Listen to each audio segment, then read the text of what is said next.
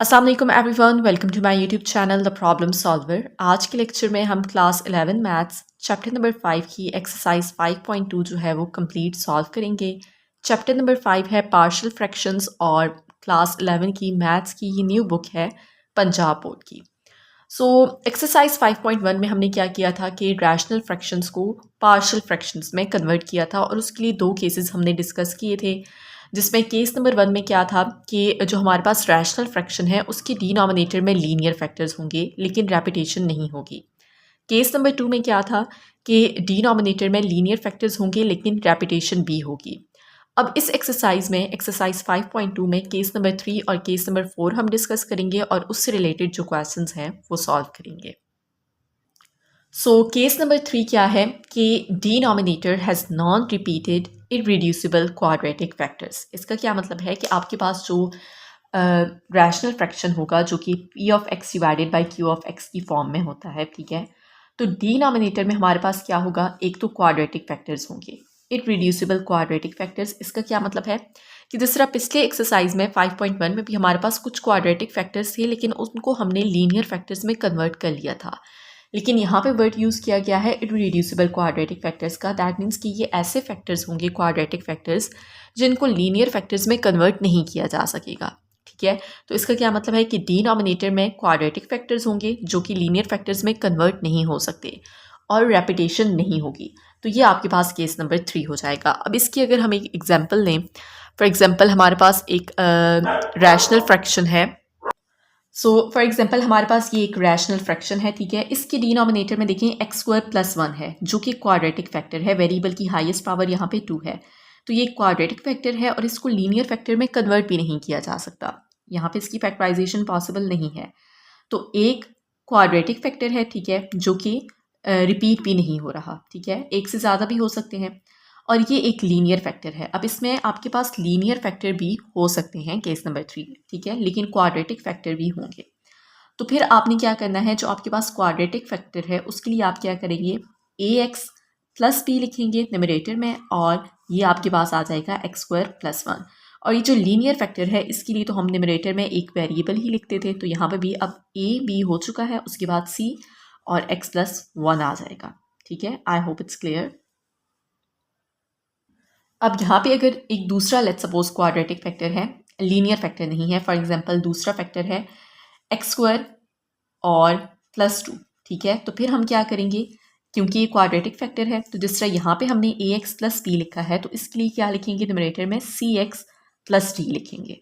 Okay, so I hope कि ये आपको क्लियर हो चुका है। अगर लीनियर फैक्टर होगा तो उसके लिए न्यूमरेटर में हम सिर्फ एक वेरिएबल लिखते हैं, लेकिन अगर क्वाड्रेटिक फैक्टर होगा तो उसके लिए हम ax + b लिखेंगे या ऐसे ही cx + d। आई होप कि ये चीज़ आपको समझ आ चुकी है। अब जो केस नंबर 4 है वो हम डिस्कस कर लेते हैं। केस नंबर 4 क्या है कि denominator q of x has repeated irreducible quadratic factors, ठीक है, कि डिनोमिनेटर में इररिड्यूसिबल क्वाड्रेटिक फैक्टर तो होंगे लेकिन वहाँ पे रेपिटेशन भी होगी। तो वो फिर बिल्कुल उसी तरह से हम लिखेंगे जिस तरह हम केस नंबर 2 में जब लीनियर फैक्टर्स रिपीट हो रहे थे तो उसके लिए हम लिखते थे। फॉर एग्जाम्पल अगर हमारे पास है 2x divided by x² + 1 whole square, ठीक है, तो अब ये अगर रेपिटेशन है, ठीक है, x² + 1 होल स्क्वायर है, x² + 1 जो है वो रिपीट हो रहा है, 2 दफ़ा है ये। तो इसका क्या मतलब है कि एक दफ़ा हम लिखेंगे ax + b क्योंकि ये क्वाड्रेटिक फैक्टर है, और x² + 1 एक दफ़ा, प्लस अब a और b हमने लिख लिया, उसके बाद cx + d और divided by x² + 1 whole square हो जाएगा।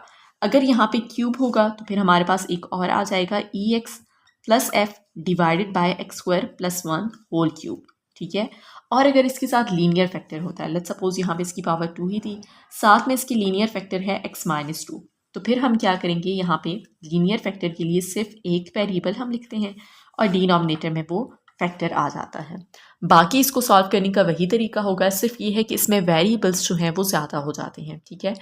जिस तरह अब अगर यहाँ पे देखें तो वेरिएबल्स ज़्यादा हो जाएंगे, तो फिर उसके लिए हमने वो जो कंपैरिजन वाला इक्वेशन में जब हम कोएफिशिएंट्स को कंपेयर करते थे वो मेथड यूज़ करके वेरिएबल्स की वैल्यूज़ फाइंड कर लेंगे, तो बहुत ईजी रहेगा, ठीक है। हम step by step question solve करेंगे। तो अब हम एक्सरसाइज की तरफ मूव करते हैं, क्वेश्चन सॉल्व करते हैं तो आपको अच्छे से क्लियर हो जाएगा।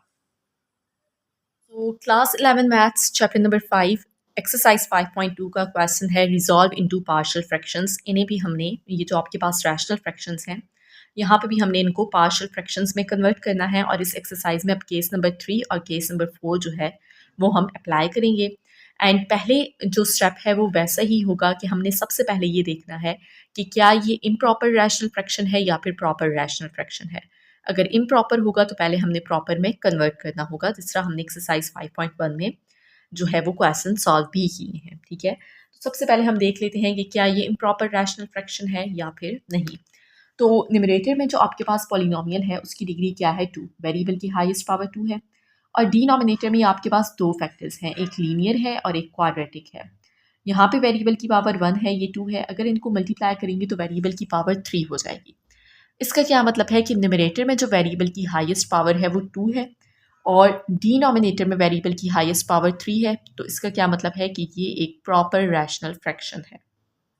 सो पहला स्टेप तो क्लियर हो गया। उसके बाद हमने क्या करना है, डिनोमिनेटर में देखना है कि क्या फैक्टर्स को मज़ीद जो है वो रिड्यूस किया जा सकता है या फिर नहीं।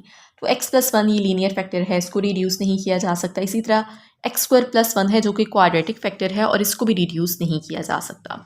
तो अब डिनोमिनेटर में क्योंकि क्वाड्रेटिक फैक्टर है और ये एक ही दफ़ा है, रेपिटेशन नहीं है, तो इसका क्या मतलब है कि ये केस नंबर 3 है। ठीक है, तो इसके लिए हम क्या करेंगे, लेट कर लेंगे कि दिस इज़ इक्वल टू, अब ये लीनियर फैक्टर है उसके लिए न्यूमरेटर में हम वेरिएबल लिख लेंगे a और x+1 आ जाएगा, प्लस अब ये क्वाड्रेटिक फैक्टर है तो उसके लिए हम क्या लिखेंगे bx + c और डिवाइडेड बाय x²+1। इसको हम नाम दे देंगे इक्वेशन नंबर 1 का। अब हमने क्या करना है कि इस पूरी इक्वेशन को इक्वेशन के लेफ्ट हैंड साइड में जो डिनोमिनेटर है उससे मल्टीप्लाई कर लेना है। बाकी सेम वही प्रोसेस होगा जिस तरह से हमने पिछली एक्सरसाइज में क्वेश्चन सॉल्व किए हैं, मल्टीप्लाई बाय x+1 और x²+1। तो जब लेफ्ट हैंड साइड को इससे मल्टीप्लाई करेंगे तो ये डिनोमिनेटर कैंसिल हो जाएगा, सिर्फ हमारे पास रह जाएगा 2x² + 3x + 3 is equal to, इस टर्म को जब हम इन दोनों से मल्टीप्लाई करेंगे तो x+1 के साथ कैंसिल हो जाएगा। बाकी हमारे पास रह जाएगा a मल्टीप्लाई बाय x²+1। ठीक है, a बाय x+1 को जब हम मल्टीप्लाई करेंगे x+1 और x²+1 से तो ये कैंसिल होके सिर्फ a और x²+1 रह जाएगा। इसी तरह से हमने इस टर्म को भी इन दोनों फैक्टर से मल्टीप्लाई कर लेना है। तो x²+1 अब कैंसिल हो जाएगा जो डिनोमिनेटर में है, बाकी रह जाएगा bx + c multiply by x+1। You have to make sure कि bx + c को आप पैरेंथेसिस में लिखें, अदरवाइज जब आप इसको मल्टीप्लाई करेंगे तो यहाँ पे मिस्टेक हो सकती है। ओके, सो इसको आपने ब्रैकेट में लिखना है। अब इसको नाम दे देते हैं इक्वेशन नंबर 2 का। ठीक है, अब यहाँ पे एक लीनियर फैक्टर है तो यहाँ से हम x की एक वैल्यू जो है वो फाइंड करके यहाँ पे सब्स्टिट्यूट कर सकते हैं। तो इस तरह a, b और c इन तीनों में से एक की वैल्यू आ जाएगी, लेकिन a और b, c, ठीक है, तीन है आपके पास, ठीक है, वेरिएबल्स, एक की वैल्यू तो आ जाएगी, बाकी दो वेरिएबल्स की वैल्यू फाइंड करने के लिए हमने जो है वो कोएफिशिएंट्स को कंपेयर करना होगा। तो उसके लिए हमने इस इक्वेशन को सिंप्लीफाई कर लेना है। ठीक है, so 2x² + 3x + 3 is equal to, a को मल्टीप्लाई कर लेंगे ax² + a, इसी तरह bx मल्टीप्लाई होगा x से, bx², bx और 1 को मल्टीप्लाई करेंगे, इसी तरह से c और x को मल्टीप्लाई करेंगे, c और 1 को मल्टीप्लाई कर लेंगे, and this is equation number 3। अब जो आपके पास एक लीनियर फैक्टर है वो है x+1। सो हम x+1 को इक्वल कर लेंगे 0 के और x की वैल्यू आ जाएगी -1। ठीक है, इट विल बी -1। इसको हमने सब्स्टिट्यूट कर लेना है इन इक्वेशन नंबर 2। तो जब इक्वेशन नंबर 2 में हम सब्स्टिट्यूट करेंगे x की जगह -1 तो यहाँ पे -1² हो जाएगा, 3 मल्टीप्लाई बाय -1 + 3। इसी तरह से a है, x² है तो -1 का स्क्वायर आ जाएगा +1, प्लस यहाँ पे x की जगह जब हम -1 लिखेंगे तो -1 + 1 विल बी 0, तो 0 ये पूरी टर्म जो है ना 0 हो जाएगी। अब इसको सॉल्व कर लें तो 2 - 3 + 3 इज इक्वल टू a, -1 का स्क्वायर लें +1, 1 + 1 विल बी 2, तो ये आपके पास 2a हो जाएगा। यहाँ पे ये कैंसिल हो गया, हमारे पास रह जाएगा 2 इज इक्वल टू 2a और a की वैल्यू आ जाएगी 1। अब दूसरा जो फैक्टर है वो हमारे पास क्वाड्रेटिक फैक्टर है। इसको हम अगर 0 की इक्वल कर भी लेते हैं तो हमारे पास जो है ना वैल्यू नहीं आएगी, x की रियल वैल्यू। जैसे अगर x² + 1 को फॉर एग्जांपल आप 0 की इक्वल करें तो x² इक्वल हो जाएगा 1 को इस साइड पे शिफ्ट कर लें -1, अब हमने x की वैल्यू फाइंड करनी है ना, ताकि हम इसमें सब्स्टिट्यूट कर सकें। तो दोनों साइड पे जब आप स्क्वायर रूट अप्लाई करेंगे तो x की वैल्यू आ जाएगी स्क्वायर रूट ऑफ -1, जो कि रियल नंबर नहीं है। तो इसलिए आपने सिर्फ लीनियर फैक्टर को ज़ीरो के इक्वल करना है। जब आपके पास क्वाड्रेटिक फैक्टर होगा उसको ज़ीरो के इक्वल नहीं करना। अब आपने क्या करना है, a की वैल्यू फाइंड कर ली है, b और c की वैल्यू आप यहाँ पे ये जो हमने इक्वेशन लिखी है इसमें से हम फाइंड करेंगे। अब वो किस तरह से होगा, इस तरह के क्वेश्चन भी हम पिछली एक्सरसाइज में सॉल्व कर चुके हैं। हमने क्या करना है, b की वैल्यू फाइंड करनी है। तो आप देखिए b यहाँ पे है, ठीक है, एक्स स्क्वायर के साथ। तो एक्स स्क्वायर के साथ क्योंकि b है तो हम क्या करेंगे, एक्स स्क्वायर के जो कोएफिशिएंट है उनको कंपेयर कर लेंगे। Okay, so comparing coefficients of x square, coefficients of x square. इसके अलावा हमने c की वैल्यू भी फाइंड करनी है, ठीक है। तो c देखें x के साथ है तो x के कोएफिशिएंट को भी हम कंपेयर कर लेंगे। तो एक्स स्क्वायर और x के कोएफिशिएंट्स को कंपेयर करेंगे इन इक्वेशन नंबर 3। तो यहाँ पे अगर आप देखें लेफ्ट हैंड साइड पे एक्स स्क्वायर का कोएफिशिएंट क्या है 2, और राइट साइड पे क्या है, एक्स स्क्वायर का कोएफिशिएंट a और प्लस b। सो ये आपके पास हो जाएगा 2 is equal to a plus b, ठीक है। आपने ये देखना है कि एक्स स्क्वायर के साथ कौन कौन सी वैल्यूज़ हैं, कौन से कोएफिशिएंट है वो आपने लिख लिए। इसी तरह x के कोएफिशिएंट कंपेयर करें तो यहाँ पे x का कोएफिशिएंट है 3 लेफ्ट साइड पे, इक्वल टू यहाँ पे x का कोएफिशिएंट कौन कौन सा है, एक b है और एक प्लस c, तो b प्लस c हो जाएगा। अब यहाँ पे हम a की वैल्यू जो फाइंड की है वो लिख लेते हैं। तो a की वैल्यू 1 यहाँ पे सब्स्टिट्यूट करें, 1 को इस साइड पे शिफ्ट करें, 2 - 1 विल बी 1 और b की वैल्यू होगी +1।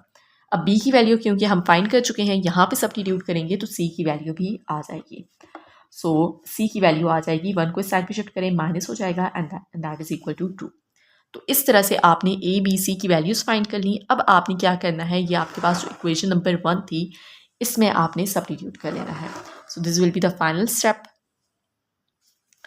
हेंस आपके पास जो पार्शियल फ्रैक्शंस होंगे, equation number 1 becomes 2x² + 3x + 3 divided by x + 1, x² + 1 is equal to a/x + 1 है, a की वैल्यू है 1 divided by x + 1 plus bx + c था, ठीक है, bx + c, तो b की जगह 1 लिखेंगे, x प्लस c की वैल्यू है 2 और डिवाइडेड बाय x² + 1।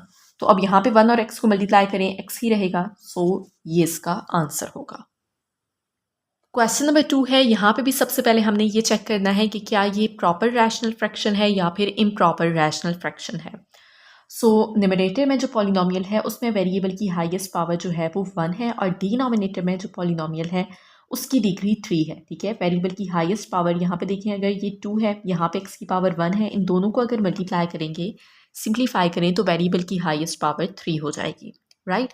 तो इसका क्या मतलब है कि न्यूमरेटर में जो पॉलिनोमियल है उसकी डिग्री डिनोमिनेटर में जो पॉलिनोमियल है उससे कम है, तो ये आपके पास एक प्रॉपर रैशनल फ्रैक्शन है। अब नेक्स्ट जो आपने स्टेप देखना है वो क्या है कि डिनोमिनेटर में जो फैक्टर्स हैं क्या वो रिड्यूसिबल हैं, क्या उनको मज़ीद फैक्टराइज किया जा सकता है। x - 2 तो इरेड्यूसिबल है, इसको मज़ीद फैक्टराइज नहीं किया जा सकता। इसी तरह x² + 3x + 5 इसको भी मज़ीद फैक्टराइज नहीं किया जा सकता, राइट। तो पहले 2 स्टेप्स जब परफॉर्म हो चुके हैं उसके बाद हमने देखना है कि ये कौन सा केस होगा। डिनोमिनेटर में हमारे पास एक क्वाड्रेटिक फैक्टर है जो कि इरेड्यूसिबल है और रेपिटेशन नहीं है, तो ये केस नंबर 3 होगा। अब यहाँ पे एक लीनियर फैक्टर भी है, इसके लिए आप क्या करेंगे, इसको लेट कर लेंगे कि this is equal to a divided by x - 2, और जो क्वाड्रेटिक फैक्टर है उसके लिए हम लिख लेंगे bx + c और डिवाइडेड बाय x² + 3x + 5, ठीक है। अब आपने क्या करना है, इसको सॉल्व कर लेना है। किस तरह से कि डिनोमिनेटर जो है यहाँ पे लेफ्ट साइड पे, इसको आपने पूरी इक्वेशन से मल्टीप्लाई कर लेना है।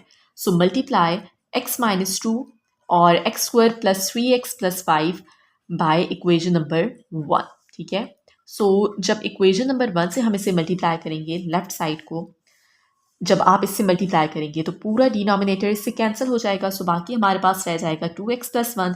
इसी तरह से जब इस टर्म को आप इससे मल्टीप्लाई करेंगे तो x - 2 कैंसिल हो जाएगा, बाकी रह जाएगा a × x² + 3x + 5। इसी तरह से जब आप इसको मल्टीप्लाई करेंगे इन दोनों से तो ये आपके पास जो फैक्टर है ये पूरा इसके साथ कैंसिल हो जाएगा, बाकी bx + c जो है वो मल्टीप्लाई हो जाएगा x - 2 के साथ। अब आपने क्या करना है, इसको नाम दे देना है इक्वेशन नंबर 2 का, ठीक है, और इसको हम मज़ीद सिंप्लीफाई कर लेंगे। क्योंकि इस इक्वेशन में ये जो लीनियर फैक्टर है x माइनस टू, यहाँ से x की वैल्यू हम फाइंड कर लेंगे विच विल बी 2, इसमें सब्स्टिट्यूट कर लेंगे और a b c में से एक वेरिएबल की वैल्यू हम फाइंड कर लेंगे।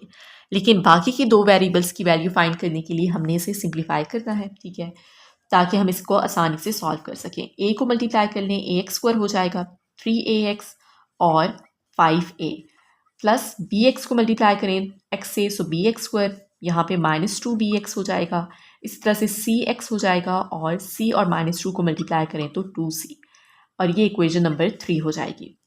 अब आपने क्या करना है, ये जो एक लीनियर फैक्टर है इसको इक्वल कर लेना है 0 के। x minus two is equal to 0, तो x की वैल्यू आ जाएगी +2। इसको हम इक्वेशन नंबर 2 में सब्स्टिट्यूट कर लेंगे। सो इक्वेशन नंबर 2 में जहाँ पे x है वहाँ पे हम क्या लिखेंगे अब 2। सो 2 मल्टीप्लाई बाई 2 प्लस 1। इसी तरह से यहाँ पे a multiply by 2 square plus 3 multiply by 2 plus 5, और यहाँ पे अगर आप देखें जब 2 लिखेंगे तो 2 माइनस 2, ये टर्म 0 होके पूरी ये टर्म जो है वो 0 हो जाएगी। ये फैक्टर जब 0 होगा तो ये आपके पास पूरी टर्म 0 हो जाएगी। यहाँ पे आ जाएगा 5 is equal to a, 4 plus 6 will be 10 और प्लस 5 15।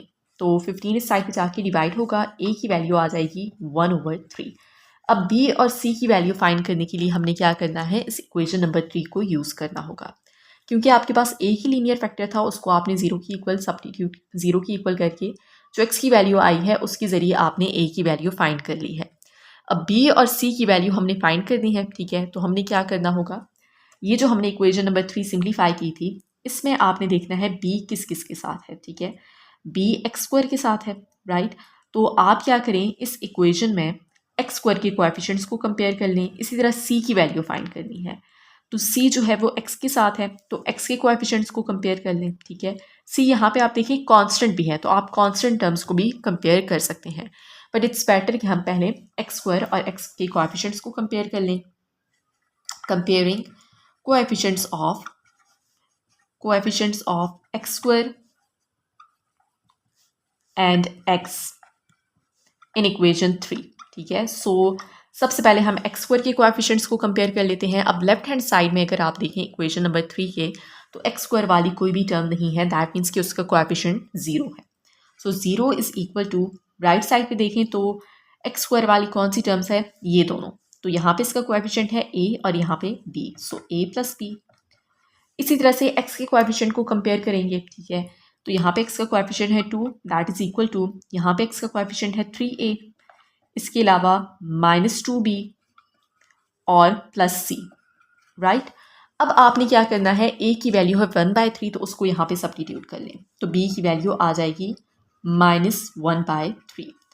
नेक्स्ट हमने a और b की वैल्यू इसमें सब्स्टिट्यूट करनी है और c की वैल्यू फाइंड कर लेनी है। सो 2 3a को इस साइड पे ले आए, माइनस हो जाएगा, -2b को इस साइड पे ले आए, प्लस हो जाएगा, और इस तरह हमने c की वैल्यू फाइंड कर लेनी है। सो 2 - 3a की वैल्यू है 1/3 प्लस 2 b की वैल्यू है -1/3 और plus c is equal to c, okay. So अब यहाँ पे 3 3 से कैंसिल हो जाएगा, सो 2 - 1 और ये -2/3 इज इक्वल टू c। अब आप इसको सिंप्लीफाई कर लें। सो आप जो है एलसीएम भी ले सकते हैं, डायरेक्टली कैलकुलेटर भी यूज़ कर सकते हैं। So 2 - 1 - 2/3 and this will be equal to 1/3, okay. So c की वैल्यू हो जाएगी 1/3। अब आपने a b c तीनों वैल्यूज़ जो हैं वो इक्वेशन नंबर 1 में सब्स्टिट्यूट कर लेनी है। सो इक्वेशन नंबर 1 विल बिकम, आपके पास जो पार्शियल फ्रैक्शंस आ जाएंगे वो क्या होंगे, 2x + 1 is equal to x - 2, x square plus 3x + 5 is equal to, यहाँ पे आपने a b और c की वैल्यू सब्स्टिट्यूट कर लेनी है, ओके। सो a है आपके पास 1/3, तो 1/3 और divided by x - 2 plus b की वैल्यू है -1/3 और ये मल्टीप्लाई होगा x से, प्लस c की वैल्यू है 1/3 और divided by x square plus 3x + 5। तो अब ये जो 3 है ये यहाँ पे डिनोमिनेटर में आ जाएगा, ठीक है। इसी तरह से यहाँ पे अगर आप देखें तो इन दोनों का डिनोमिनेटर 3 है, मतलब कि अगर आप इनका एलसीएम लें, ठीक है, अगर आप इनको इस तरह से सॉल्व करें, -1/3x और +1/3, तो दोनों का डिनोमिनेटर सेम है, यहाँ पे 3 आ जाएगा और ये हो जाएगा -x+1। तो ये जो 3 है ये हम कहाँ पे शिफ्ट कर लेंगे, डिनोमिनेटर में, और ये x² + 3x+5 हो जाएगा। इसके अलावा ये जो माइनस साइन है इसको आप यहाँ पे प्लस के साथ मल्टीप्लाई कर लें, ठीक है, तो ये माइनस हो जाएगा। या इन अदर वर्ड्स आप क्या करेंगे, यहाँ पे माइनस साइन को कॉमन ले लें, ठीक है। माइनस साइन को जब आप कॉमन लेंगे तो ये प्लस हो जाएगा, +1x, और ये प्लस था तो ये माइनस हो जाएगा। और वह ना x को आप लिख सकते हैं x, ठीक है, क्योंकि यहाँ पे -1/3 है, इस माइनस को आप प्लस के साथ मल्टीप्लाई कर लें, ठीक है, तो ये माइनस हो जाएगा। जब ये माइनस होगा तो ये ऑटोमेटिकली प्लस था तो ये भी माइनस हो जाएगा, ओके। और ये अब आपके पास प्लस हो चुका है। I hope it's clear. Simply आपने क्या करना है, यहाँ पे ये नेगेटिव है, ठीक है, तो इसको आपने ब्रैकेट में लिखा हुआ है। इट्स बेटर कि आप क्या करें, यहाँ से माइनस साइन इसके साथ मल्टीप्लाई कर दें, तो ये माइनस रह जाएगा, ये माइनस माइनस प्लस हो जाएगा, और ये माइनस प्लस माइनस हो जाएगा। तो इस तरह ये क्वेश्चन कंप्लीट हो जाएगा। अब नेक्स्ट क्वेश्चन नंबर 3 सॉल्व करते हैं। क्वेश्चन नंबर 3 है जिसमें न्यूमरेटर में जो पॉलिनोमियल है उसमें वेरिएबल की हाईएस्ट पावर 1 है, और डिनोमिनेटर में आप देख सकते हैं कि यहाँ पे x² है, फिर होल स्क्वायर भी है, तो ये हमारे पास डिग्री जो है यहाँ पे 4 हो जाएगी। और फिर जब इससे मल्टीप्लाई करेंगे तो ये जो डिनोमिनेटर में पॉलिनोमियल है इसकी डिग्री 5 हो जाएगी। दैट मीन्स के न्यूमरेटर में पॉलिनोमियल की डिग्री जो है वो डिनोमिनेटर के पॉलिनोमियल की डिग्री से कम है, सो ये एक प्रॉपर रैशनल फ्रैक्शन है। द नेक्स्ट थिंग इज़ कि हमने देखना है कि क्या ये हमारे पास जो डिनोमिनेटर है इस इन फैक्टर्स को मज़ीद रिड्यूस किया जा सकता है या फिर नहीं। सो नो, x-2 ये भी लीनियर फैक्टर है। इस तरह से x² + 2 ये हमारे पास क्वाड्रेटिक फैक्टर है, लेकिन ये इरेड्यूसिबल है, इसको रिड्यूस नहीं किया जा सकता। तो यहाँ पे दैट मीन्स के फैक्टर्स तो मज़ीद जो है वो रिड्यूस नहीं हो सकते। अब हमने ये देखना है कि कौन सा केस है। तो क्योंकि यहाँ पे हमारे पास क्वाड्रेटिक फैक्टर है, ठीक है, तो ये या तो थर्ड केस होगा या फिर फोर्थ केस। अब यहाँ पे x² + 2 जो कि क्वाड्रेटिक फैक्टर है ये 2 दफ़ा है, इसकी पावर है 2, दैट मीन्स कि ये रिपीट हो रहा है, तो ये केस नंबर 4 होगा। अगर ये रेपिटेशन ना होती तो फिर ये केस नंबर 3 होता। तो अब केस नंबर 4 में हमने क्या करना है, क्योंकि आपके पास यहाँ पे एक लीनियर फैक्टर है, उसके लिए तो आप लिखेंगे a डिवाइडेड बाय x-2। जो क्वाड्रेटिक फैक्टर है उसके लिए हम क्या लिखेंगे, bx + c, ठीक है। और क्योंकि ये रिपीट हो रहा है तो एक दफ़ा x² + 2 की पावर हो जाएगी 1, और प्लस dx + e, क्योंकि अगेन ये जो रिपीट होता है फैक्टर उसको हम क्या करते हैं, पहले उसकी पावर 1 लिखते हैं, फिर उसकी पावर 2 लिखेंगे। अगर यहाँ पे क्यूब होता लेट्स सपोज, तो फिर यहाँ पे एक और हम लिख लेते फ्रैक्शन fx + g और divided by x + 2 whole cube. लेकिन क्योंकि यहाँ पे हमारे पास जो पावर है वो 2 है, सो सिर्फ यहाँ तक हम इसको लिखेंगे, ठीक है। सो आई होप इट्स क्लियर कि जब लीनियर फैक्टर होगा तो फिर आपने न्यूमरेटर में सिर्फ एक वेरिएबल लिखना है, लेकिन जब आपके पास क्वाड्रेटिक फैक्टर होगा तो फिर bx + c इस तरह से आप लिखेंगे, या dx + e इस तरह से। अब इसको नाम दे देते हैं इक्वेशन नंबर 1 का। अब यहाँ पे हमने a b c d e इन पांचों वेरिएबल्स की वैल्यूज़ जो है वो फाइंड आउट करनी है। तो अब बाकी जो है प्रोसेस बिल्कुल उसी तरह से होगा। हमने क्या करना है, इस पूरी इक्वेशन को ये जो लेफ्ट हैंड साइड में डिनोमिनेटर है इससे मल्टीप्लाई कर लेना है। सो मल्टीप्लाई कर लेंगे हम इस पूरी इक्वेशन को, ये जो लेफ्ट हैंड साइड में डिनोमिनेटर है इससे, ठीक है। सो इस पूरी लेफ्ट साइड को जब हम इससे मल्टीप्लाई करेंगे इस पूरी टर्म को, तो ये डिनोमिनेटर इसके साथ कैंसिल हो जाएगा, बाकी हमारे पास आ जाएगा 2x + 32। इसी तरह से जब इस टर्म को हम मल्टीप्लाई करेंगे इससे, तो x-2 कैंसिल हो जाएगा और a के साथ मल्टीप्लाई हो जाएगा x² + 2 होल स्क्वायर, प्लस अब जब आप इस टर्म को इस पूरे जो है डिनोमिनेटर से, ठीक है, इन दोनों से मल्टीप्लाई करेंगे तो bx + c तो एज इट इज़ आएगा, इसके अलावा x-2 भी आ जाएगा, ठीक है। लेकिन x² + 2 और यहाँ पे x² + 2 होल स्क्वायर है, तो ये एक जो है इसके साथ कैंसिल हो जाएगा, बाकी हमारे पास आ जाएगा x² + 2 सी bx + c divided by x² + 2 है। तो जब हम इसे मल्टीप्लाई करेंगे इन दोनों से, ठीक है, तो क्या होगा कि ये एक जो है कैंसिल हो जाएगा, बाकी हमारे पास आ जाएगा bx + c multiply bye x-2 multiply by x² + 2। अब इसी तरह से यहाँ पे इस टर्म को भी हमने क्या करना है, इन दोनों से मल्टीप्लाई कर लेना है। इसका डिनोमिनेटर है x + 2 होल स्क्वायर, तो वो इसके साथ कैंसिल हो जाएगा, बाकी आ जाएगा dx + e और मल्टीप्लाई बाय x-2, ठीक है। ये bx + c और dx + e को आपने पैरेंथेसिस में लिखना है ताकि जब मल्टीप्लिकेशन करें तो यहाँ पे कोई भी कैलकुलेशन में मिस्टेक ना हो। अब इसको नाम देते हैं इक्वेशन नंबर 2 का, ठीक है, क्योंकि यहाँ पे आपके पास एक लीनियर फैक्टर है x-2, तो यहाँ पे x-2 को जब 0 की इक्वल करेंगे x की वैल्यू आ जाएगी +2। उसको आप इस इक्वेशन में जो है पुट कर लेंगे, तो a b c d e ये जो 5 वेरिएबल्स हैं इनमें से एक वेरिएबल की वैल्यू हम फाइंड कर लेंगे। लेकिन जो दूसरा फैक्टर है वो क्वाड्रेटिक है, x² + 2, तो वहाँ से तो हम x की वैल्यू जो है अगर फाइंड भी करें तो वो रियल वैल्यू नहीं होगी, ठीक है। सो इसलिए हम इसको 0 की इक्वल नहीं करेंगे। तो अब एक वेरिएबल की वैल्यू इसके ज़रिए आ जाएगी, बाकी 4 वेरिएबल्स की वैल्यू हम किस तरह से फाइंड करेंगे, इस इक्वेशन में कंपैरिजन्स करेंगे हम, जिस तरह से पिछले क्वेश्चंस में किए हैं। तो उसके लिए इस इक्वेशन को हमने सिंप्लीफाई करना होगा ताकि कंपैरिजन हम आसानी से कर सकें। तो a यहाँ पे होल स्क्वायर का फार्मूला एक्सपेंड हो जाएगा a + b होल स्क्वायर, तो क्या होगा a² मतलब कि x² का स्क्वायर लेंगे तो x⁴ + 2ab, तो 2 × x² और × 2, तो ये क्या हो जाएगा total 4x² + 2² that will B 4। अब इसी तरह से ये bx + c को अभी एज इट इज़ लिखते हैं और पहले इन दोनों पैरेंथेसिस को मल्टीप्लाई कर लेते हैं। तो जब भी आप दो ब्रैकेट्स को मल्टीप्लाई करते हैं, एक ब्रैकेट में हर टर्म, ठीक है, एक ब्रैकेट में जितनी भी टर्म्स होती हैं वो दूसरे ब्रैकेट की हर टर्म से मल्टीप्लाई होती हैं। Whenever I'm using a word of term, तो टर्म का क्या मतलब है, जिस तरह आपके पास कोई भी वेरिएबल या नंबर्स प्लस या माइनस साइन से सेपरेट होंगे, जिस तरह ये x है एक टर्म है, 2 दूसरी टर्म है, ठीक है। सो x और x² को मल्टीप्लाई करेंगे x3, x और 2 को मल्टीप्लाई कर लें 2x, -2 और x² को मल्टीप्लाई करेंगे -2x², -2 और 2 को मल्टीप्लाई करें तो -4, प्लस dx को x से मल्टीप्लाई करेंगे dx², dx -2 मल्टीप्लाई होगा -2 dx। इसी तरह से e और x मल्टीप्लाई होंगे और e और -2 मल्टीप्लाई हो जाएंगे। अभी हमने इसको मज़ीद जो है सिंप्लीफाई करना है, ठीक है। 2x + 32 = a मल्टीप्लाई हो जाएगा ax⁴ 4ax² + 4a। इसी तरह से bx को अब हमने क्या करना है, पहले इस पूरी ब्रैकेट से मल्टीप्लाई करना है, फिर प्लस c को पूरी ब्रैकेट से मल्टीप्लाई करना है। सो x⁴ हो जाएगा, bx और 2x को मल्टीप्लाई करेंगे 2bx² और इससे मल्टीप्लाई कर लें -2bx3, bx और -4 को मल्टीप्लाई करेंगे -4bx। साइन का आपने ध्यान रखना है।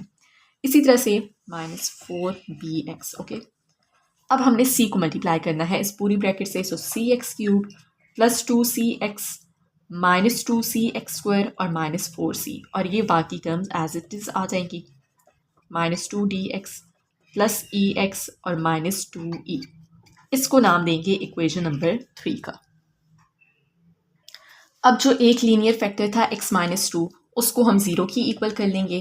x-2 = 0, तो x की वैल्यू आ जाएगी -2 साइड पे शिफ्ट होगा +2। अब इसको हमने सब्स्टिट्यूट कर लेना है इन इक्वेशन नंबर 2, ये जो हमारे पास सेकेंड इक्वेशन थी। इसमें जहाँ जहाँ पे x है वहाँ पे हम क्या सब्स्टिट्यूट कर लेंगे 2।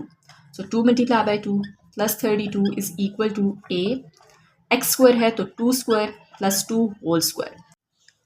अब ये एक टर्म है, ठीक है, तो इसमें आप जब x की जगह पे 2 सब्स्टिट्यूट करेंगे, तो यहाँ पे जब 2 सब्स्टिट्यूट करेंगे 2 - 2 0, तो ये 0 जब इसके साथ इन दोनों के साथ मल्टीप्लाई होगा पूरी टर्म 0 हो जाएगी।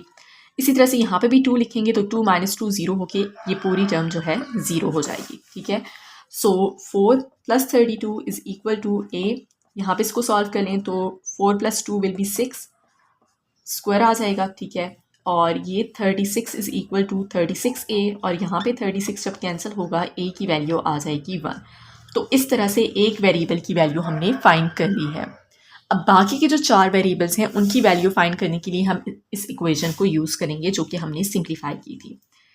अब b, c, d और e की वैल्यू हमने फाइंड करनी है, ठीक है। तो b अगर आप देखें तो यहाँ पे x⁴ के साथ है, तो एक हम क्या करेंगे, जो x⁴ के कोएफिशिएंट्स हैं उनको कंपेयर कर लेंगे, ठीक है। कंपेयरिंग कोएफिशिएंट्स ऑफ x⁴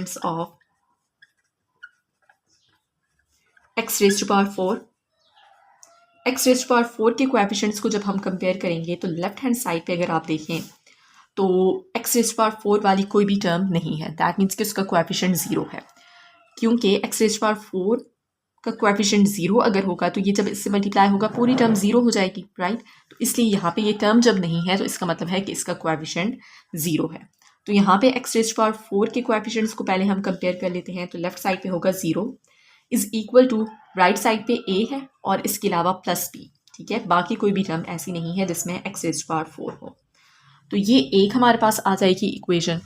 सी की वैल्यू फाइंड करने के लिए हमने क्या करना है, एक्स क्यूब के साथ है सी, तो एक्स क्यूब की जो कोएफिशिएंट्स हैं उनको हम कंपेयर कर लेंगे। ठीक है, यहाँ पे मैं मेंशन कर लेती हूँ कि एक्स क्यूब की भी कोएफिशिएंट्स को हम कंपेयर कर रहे हैं। सो लेफ्ट साइड पे देखें एक्स क्यूब वाली कोई भी टर्म नहीं है, दैट मीन्स के 0 है उसका कोएफिशिएंट। राइट साइड पे आपने देखना है कि कौन कौन सी टर्म है जिसमें एक्स क्यूब है, एक ये है तो इसका कोएफिशिएंट क्या है -2b, साइंस का आपने ध्यान रखना है।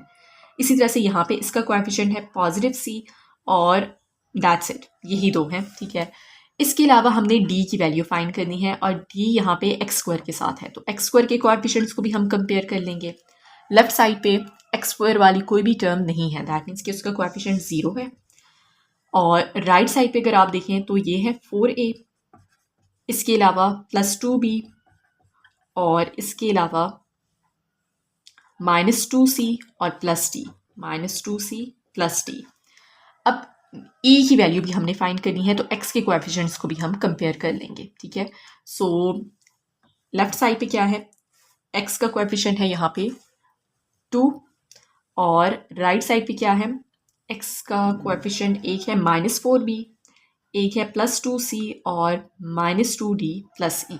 ठीक है, तो इस तरह हम इक्वेशन लिख लेंगे, 2 = -4b +2c और -2d +e।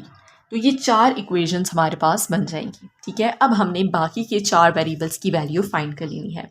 आपने ये देखना है कि आप जिस वेरिएबल की वैल्यू फाइंड करना चाह रहे हैं वो कौन से, मतलब ए बी सी में से जिसकी भी वैल्यू आप फाइंड करना चाह रहे हैं वो एक्स की जो पावर होगी, ठीक है, एक्स स्क्वायर भी हो सकता है, एक्स क्यूब भी, वो कौन सी एक्स की पावर के साथ है, तो उसके कोएफिशिएंट्स को आपने कंपेयर करना है।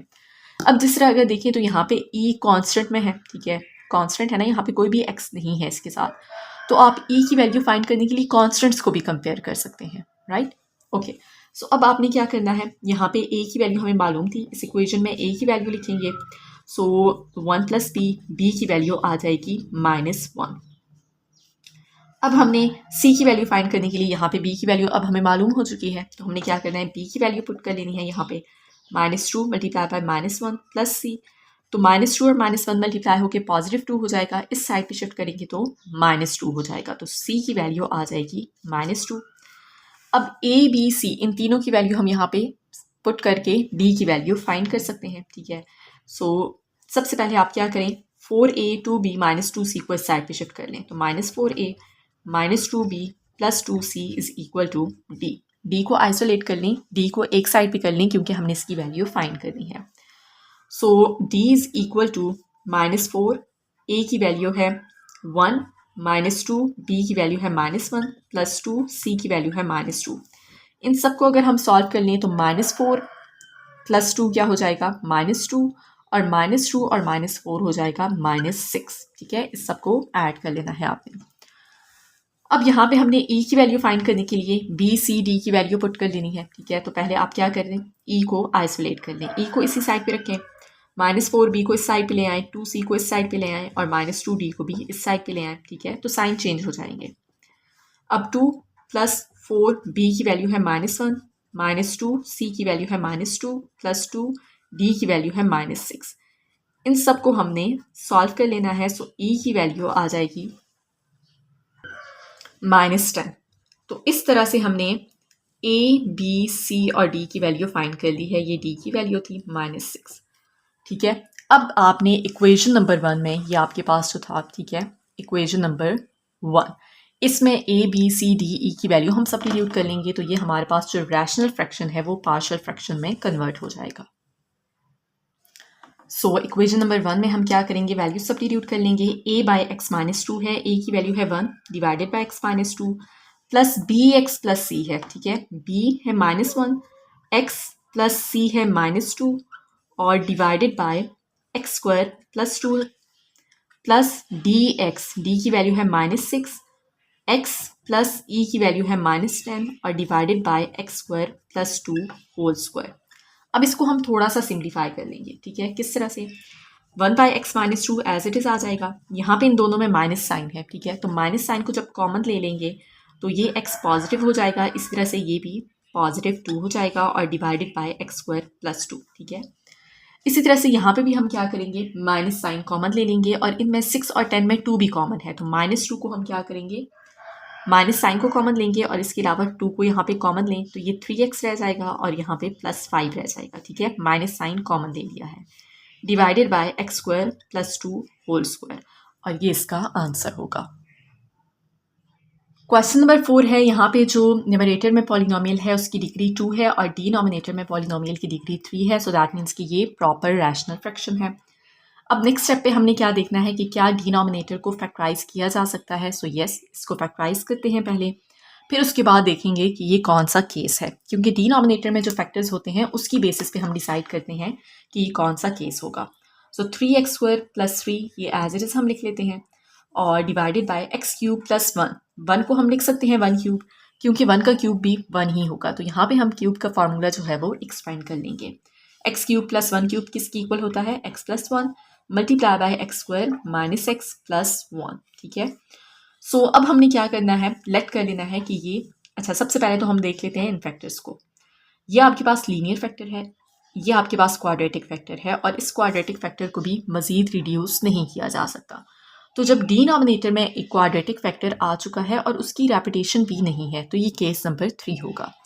तो अब हमने इसको सॉल्व कर लेना है, लेट कर लेते हैं 3x² + 3 divided by x + 1, x² - x + 1 is equal to, linear factor के लिए हम क्या करेंगे, a/x + 1 और जो क्वाड्रेटिक फैक्टर है उसके लिए bx + c divided by x² - x + 1, इसको नाम देंगे इक्वेशन नंबर 1 का। अब हमने इसके बाद सेम वही प्रोसेस करना है कि लेफ्ट हैंड साइड में जो डिनोमिनेटर है उसको इस पूरी इक्वेशन से हम मल्टीप्लाई कर लेंगे। सो मल्टीप्लाई बाय x + 1 और x² - x + 1, पूरी इक्वेशन को हमने मल्टीप्लाई करना है। जब लेफ्ट साइड में एक ही टर्म है, जब इससे मल्टीप्लाई करेंगे पूरा डिनोमिनेटर इससे कैंसिल हो जाएगा, बाकी आ जाएगा 3x² + 3। इस टर्म को जब मल्टीप्लाई करेंगे इन दोनों से तो x + 1 इसके साथ कैंसिल हो जाएगा, बाकी आ जाएगा a multiply by x² - x + 1 plus इसको जब हम मल्टीप्लाई करेंगे इन दोनों से तो ये डिनोमिनेटर इसके साथ कैंसिल होगा, बाकी आ जाएगा bx + c multiply bye x + 1, इसको नाम देंगे इक्वेशन 2 का। अब यहाँ पे हमारे पास अगेन 3 वेरिएबल्स हैं a, b, c और लीनियर फैक्टर एक ही है, तो इस लीनियर फैक्टर को जब हम 0 की इक्वल करेंगे तो x की वैल्यू आ जाएगी, जिसको हम इक्वेशन नंबर 2 में सब्स्टिट्यूट करेंगे तो एक वेरिएबल की वैल्यू हम फाइंड कर लेंगे a, b, c में से कोई भी एक वेरिएबल, लेकिन बाकी की दोनों वेरिएबल्स की वैल्यू फाइंड करने के लिए हमने क्या करना होगा, इनके कोएफिशिएंट्स को, वेरिएबल के कोएफिशिएंट्स को हमने कंपेयर करना होगा, तो उसके लिए इस इक्वेशन को हमने सिंप्लीफाई करना है ताकि कंपैरिजन आसानी से किया जा सके। सो 3x² + 3 इज इक्वल टू, इसे सॉल्व कर लें, ax² - ax + a plus bx multiply होगा इन दोनों से, bx² + bx, c मल्टीप्लाई होगा इन दोनों से, सो cx + c और इसको नाम देते हैं इक्वेशन 3 का। अब हमने लेट कर लेना है x + 1 is equal to 0, x की वैल्यू होगी -1 और इसको हम सब्स्टिट्यूट कर लेते हैं in equation 1, set in equation 2 sorry. So 3 multiply by -1² + 3 is equal to a -1² -1 + 1 plus, अब यहाँ पे जब -1 लिखेंगे इस टर्म में तो -1 + 1 0 हो गई, ये पूरी टर्म 0 हो जाएगी। इसे सॉल्व कर लें तो 6 हो जाएगा, यहाँ पे आपके पास आ जाएगा -1 का स्क्वायर 1, ये +1 और ये +1, राइट, तो ये आपके पास क्या हो जाएगा 3a और a की वैल्यू आ जाएगी 2। अब आपने b और c की वैल्यू फाइंड करनी है तो उसके लिए इक्वेशन 2 को हम यूज़ करेंगे। किस तरह से, हमने ये देख लेना है कि b के साथ क्या क्या है, एक तो x² है, ठीक है, तो x² के कोएफिशिएंट को हम कंपेयर कर लेते हैं, ठीक है, और इसके अलावा c की वैल्यू फाइंड करने के लिए x के कोएफिशिएंट्स को हम कंपेयर कर लेंगे। सो comparing coefficients of x² and x। अच्छा, एक चीज़ आप देखिए, अगर b के साथ x भी है तो अगर आप b की वैल्यू फाइंड करने के लिए x के कोएफिशिएंट्स को कंपेयर करते हैं तो क्या हो जाएगा, x के कोएफिशिएंट लेफ्ट साइड पे क्या है 0 है और राइट साइड पे -a + b और प्लस सी। अगर आप डायरेक्टली बी की वैल्यू फाइंड करने के लिए एक्स के कोएफिशिएंट्स को कंपेयर करते हैं तो आपके पास ये इक्वेशन बन रही है। अब इसमें ए की वैल्यू तो हमें मालूम है लेकिन सी की वैल्यू नहीं मालूम। अगर आप बी की वैल्यू फाइंड करना चाह रहे हैं पहले एक्स के कोएफिशिएंट को कंपेयर करने के लिए तो दो वेरिएबल की वैल्यू यहाँ पे मालूम होना ज़रूरी था ताकि हम यहाँ पे सब्स्टिट्यूट करके बी की वैल्यू फाइंड कर सकें। तो इसलिए आपने ध्यान रखना है कि आप जब कोएफिशिएंट्स को कंपेयर कर रहे हैं तो इस तरह से कंपेयर करेंगे बाकी वेरिएबल्स जो इसमें आ जाएंगे उनकी वैल्यू हमें मालूम हो। अब जैसे यहाँ पे अगर देखें एक्स स्क्वायर के कोएफिशिएंट को अगर हम कंपेयर करते हैं, लेफ्ट साइड पे 3 है और राइट साइड पे b और a है, a प्लस b, ठीक है। तो a की वैल्यू हमें मालूम है, a की वैल्यू यहाँ पे सब्स्टिट्यूट करके b की वैल्यू हम फाइंड कर सकते हैं, ठीक है। 3 is equal to 2 plus b, 2 इस साइड पे जाएगा माइनस हो जाएगा और b की वैल्यू आ जाएगी 1। अब x के कोएफिशिएंट्स ये थे, ठीक है। तो अब हमने a और b की वैल्यू मालूम है, यहाँ पे सब्स्टिट्यूट करके हम c की वैल्यू फाइंड कर सकते हैं। तो इस तरह से आपने कोएफिशिएंट्स को कंपेयर कर लेना है। ओके, -2 प्लस b है 1 और प्लस c, -2 प्लस 1 हो जाएगा -1, इस साइड पे जाके प्लस हो जाएगा और c की वैल्यू होगी 1। अब हमने a b c की वैल्यू फाइंड कर ली है, इसको इक्वेशन 1 में सब्स्टिट्यूट कर लेते हैं।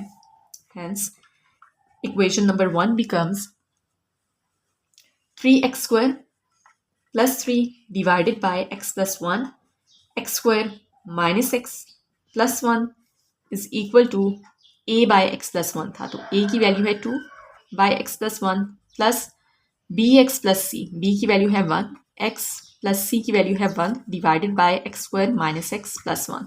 1x मल्टीप्लाई होकर सिर्फ x रह जाएगा, तो ये आपके पास इसका आंसर होगा।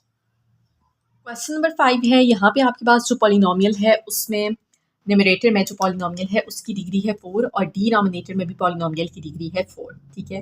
तो जब दोनों की डिग्री बराबर है तो इसका क्या मतलब है कि ये इम्प्रॉपर रैशनल फ्रैक्शन है। पहले हमने इसको प्रॉपर रैशनल फ्रैक्शन में कन्वर्ट करना होगा डिवाइड करके। तो हम इसे डिवाइड कर लेते हैं, एक्स रेज़ पावर 4 और divided by x raise power 4 plus 2x² plus 1, ठीक है। तो पहले हम इसको 1 से मल्टीप्लाई कर लेंगे, तो x raise power 4 plus 2x² plus 1, तो ये हमारे पास कैंसिल हो जाएगा। जब इसको सब्ट्रैक्ट कर लेंगे तो यहाँ पे आ जाएगा -2x² माइनस 1, ठीक है। अब यहाँ पे आप देखें तो कोशेंट क्या है 1, मतलब कि जब आपने इसको डिवाइड किया है तो ये किसकी इक्वल है 1 और रिमाइंडर क्या है -2x² माइनस 1, ठीक है। तो कोशेंट प्लस रिमाइंडर और divided by x raise power 4 plus 2x² plus 1, right. अब यहाँ पे देखें तो इन दोनों में माइनस साइन है, ठीक है। तो माइनस साइन को हम कॉमन ले लेंगे, जब कॉमन लेंगे तो ये माइनस साइन प्लस साइन के साथ मल्टीप्लाई होकर यहाँ पे माइनस हो जाएगा और इन दोनों के साथ प्लस हो जाएगा क्योंकि यहाँ से हम माइनस साइन कॉमन ले चुके हैं। तो अब आपने क्या करना है कि ये 1 तो आपके पास एज इट इज़ रहेगा, इसको अब हमने पार्शियल फ्रैक्शन में कन्वर्ट करना होगा। यहाँ पे अगर आप देखें तो x की पावर है 2, यहाँ पे 4। पॉलिनोमियल जो है न्यूमरेटर में उसकी डिग्री 2 है और डिनोमिनेटर की जो डिग्री है वो 4 है, विच इज़ ग्रेटर, ठीक है। तो ये अब प्रॉपर रैशनल फ्रैक्शन बन चुका है। अब आपने क्या करना है, सबसे पहले देखना है कि क्या डिनोमिनेटर को फैक्टराइज किया जा सकता है। यस, किया जा सकता है, ठीक है। 1 को तो एज इट इज़ लिखेंगे -2x² प्लस 1 डिवाइडेड बाय, यहाँ पे अगर आप देखें तो होल स्क्वायर का फार्मूला जो है ना वो हम क्लोज कर सकते हैं क्योंकि एक्स रेज़ पावर 4 को हम लिख सकते हैं x² whole square plus 2x² और मल्टीप्लाई बाय यहाँ पे 1 का स्क्वायर क्या होगा 1, तो 1 स्क्वायर लिख सकते हैं हम यहाँ पे और यहाँ पे 1 आ जाएगा, ठीक है। मतलब कि a² plus 2ab plus b², ये फार्मूला यहाँ पे कंप्लीट हो रहा है और ये किसकी इक्वल होता है a plus b whole square के। तो ये फार्मूला हम क्लोज कर लेंगे। a की वैल्यू है x² प्लस b की वैल्यू है 1 और यहाँ पे आ जाएगा होल स्क्वायर। तो यहाँ पे हमने इसको फैक्टर की फॉर्म में लिख लिया है x² प्लस 1 होल स्क्वायर। अब x² प्लस 1 क्या है, एक क्वाड्रेटिक फैक्टर है जिसको मजीद लीनियर फैक्टर में कन्वर्ट नहीं किया जा सकता, ठीक है। तो क्वाड्रेटिक फैक्टर जब आपके पास आ चुका है डिनोमिनेटर में तो अब ये या तो केस नंबर 3 होगा या फिर केस नंबर 4। क्योंकि अब क्वाड्रेटिक फैक्टर रिपीट हो रहा है, x² प्लस 1 होल स्क्वायर है, दैट मीन्स कि ये 2 दफ़ा है, तो इसका क्या मतलब है रेपिटेशन है, तो ये केस नंबर 4 होगा। तो अब हमने पहले इसको पार्शियल फ्रैक्शन में कन्वर्ट कर लेना है। So let 2x² plus 1 divided by x² plus 1 whole square. तो अब आपके पास ये क्वाड्रेटिक फैक्टर रिपीट हो रहा है, तो क्वाड्रेटिक फैक्टर के लिए हम क्या लिखते हैं ax plus b divided by x² plus 1, repetition भी है तो एक दफ़ा मतलब इसकी पावर आ जाएगी 1 प्लस सी एक्स प्लस डी क्योंकि क्वाड्रेटिक फैक्टर है, ठीक है। लीनियर फैक्टर हो तो जिस तरह सिर्फ सी एक वेरिएबल हम लिख के यहाँ पे वो लीनियर फैक्टर आ जाता है डिनोमिनेटर में, लेकिन जब क्वाड्रेटिक फैक्टर होता है तो हम इस तरह लिखते हैं डिवाइडेड बाय, अब एक्स स्क्वायर प्लस 1 और उसका स्क्वायर आ जाएगा, राइट। अब इसको नाम दे दें, इसको नाम दे दें इक्वेशन नंबर 1 का और इसको नाम दे दें इक्वेशन नंबर 2 का। जब हमने इसे सॉल्व किया है तो हमारे पास ये आंसर आया है, ये जो है इसके इक्वल है, ठीक है। तो अब इसमें से हम पहले इसको सॉल्व कर रहे हैं इस टर्म को, ठीक है। तो यहाँ पे आपने क्या करना है, अब सेम वही प्रोसेस होगा, मल्टीप्लाई कर लेंगे इक्वेशन नंबर 2 को लेफ्ट साइड में जो डिनोमिनेटर है इससे, ठीक है। सो जब लेफ्ट साइड को आप मल्टीप्लाई करेंगे इससे x square plus 1 whole square से, तो ये डिनोमिनेटर इसके साथ कैंसिल हो जाएगा, 2x स्क्वायर प्लस 1 रह जाएगा। इसी तरह से इस टर्म को जब मल्टीप्लाई करेंगे तो यहाँ पे एक्स स्क्वायर प्लस 1 की पावर है 1, यहाँ पे एक्स स्क्वायर प्लस 1 की पावर है 2, तो एक जो है फैक्टर एक के साथ कैंसिल हो जाएगा, तो बाकी आ जाएगा A X plus B multiply by x square plus 1, ठीक है। यहाँ पे अब देखें एक्स स्क्वायर प्लस 1 है, यहाँ पे x square plus 1 whole square है, तो जब ये एक इसके साथ कैंसिल हो जाएगा तो यहाँ पे सिर्फ एक ही रह जाएगा फैक्टर, राइट। तो इस तरह से आपने इसको सॉल्व करना होगा। प्लस सी एक्स प्लस डी, इस पूरी टर्म को भी जब x square plus 1 whole square से मल्टीप्लाई करेंगे तो इसका डिनोमिनेटर इसके साथ कैंसिल हो जाएगा और सिर्फ सी एक्स प्लस डी रह जाएगा। अब यहाँ पे हमारे पास कोई भी लीनियर फैक्टर नहीं है। अगर लीनियर फैक्टर होता तो हम उसको 0 की इक्वल करते, एक्स की वैल्यू फाइंड करते, इस इक्वेशन में पुट करते, तो मतलब कि किसी एक वेरिएबल की वैल्यू हम फाइंड कर लेते।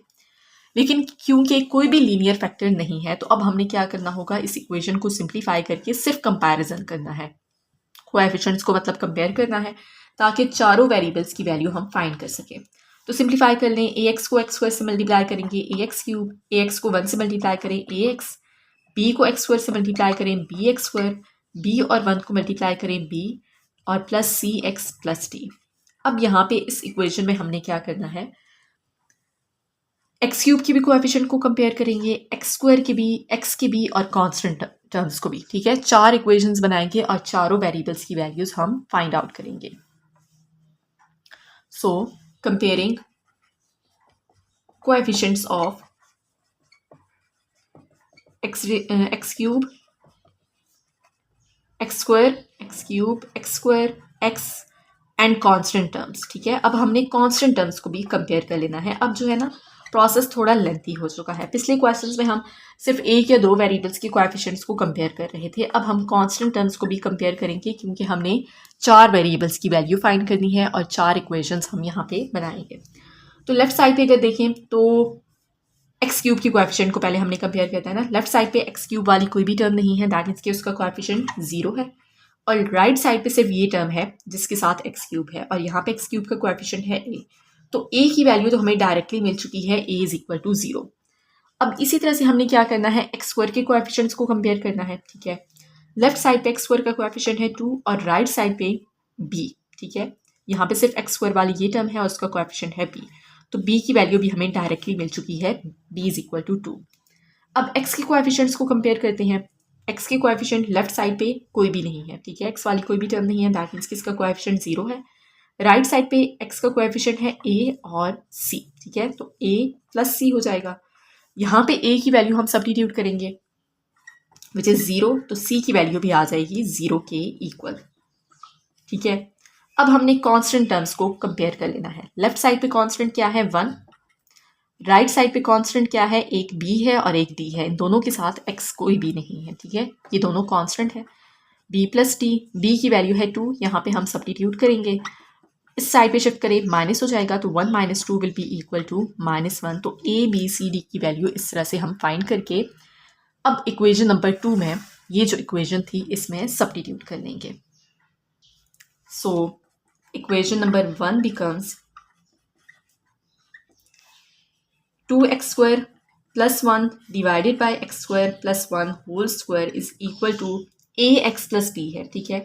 ए क्या है 0 multiply by X plus B है 2 और divided by x square plus 1 plus C x plus D, C है 0 multiply by X plus D है -1 और divided by x square plus 1 whole square. तो अब यहाँ पे अगर देखें तो ये 0x तो 0 हो जाएगा, ठीक है, और बाकी हमारे पास क्या रह जाएगा, 2 divided by x square plus 1 plus ये भी 0 हो जाएगा और ये -1 divided by x square plus 1 whole square हो जाएगा। और ये जो आपके पास इसके साथ जो माइनस साइन है ये प्लस के साथ मल्टीप्लाई हो जाएगा, तो यहाँ पे डायरेक्टली हम माइनस साइन लिख लेंगे, ठीक है।